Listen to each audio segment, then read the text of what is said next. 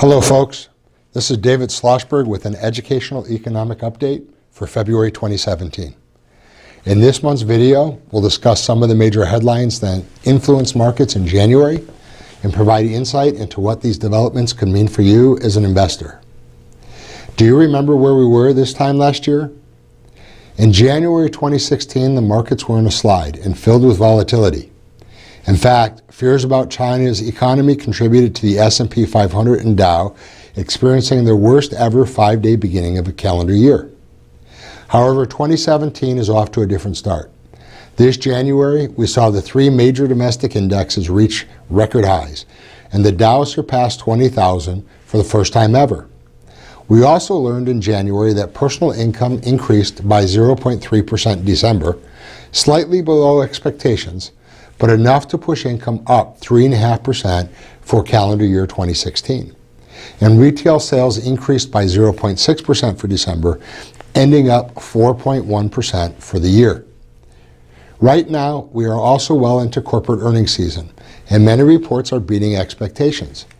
As of January 31st, blended earnings were up 7.1% in the fourth quarter, and revenue increased approximately 4.2%. Despite this positive data, the economy still has opportunities to improve. In January, we learned that gross domestic product, or GDP, lagged in the fourth quarter of 2016, showing 1.9% growth compared to the third quarter's 3.5% measure. As of this first estimate, real GDP increased by a total of 1.6% throughout calendar year 2016. If you look more deeply at the numbers, however, you'll see that many aspects of our economy grew in the fourth quarter, including household purchases, business equipment spending, and inventory accumulation. Instead of the lagging numbers showing a widespread slowdown, one area is largely responsible for decreasing growth, and that is net exports. In the fourth quarter, we saw a jump in imports and a decline in exports, which combined to pull growth down by 1.7%, the biggest drag we've had since 2010. Trade is an incredibly important part of our economy. As the most recent GDP report shows, any change in the balance between imports and exports can affect growth.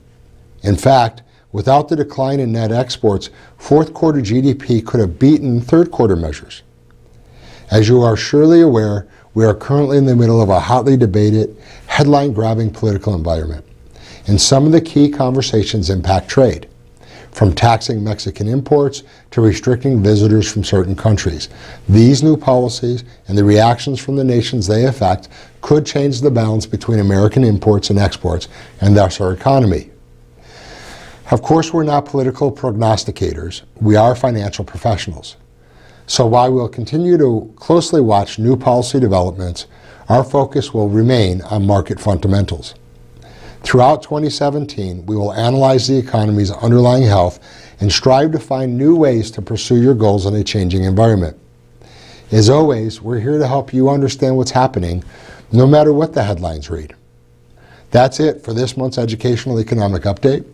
Please remember that nothing we talk about here is a recommendation, and if you'd like to discuss your personal financial situation, please give us a call at 847-426-1077.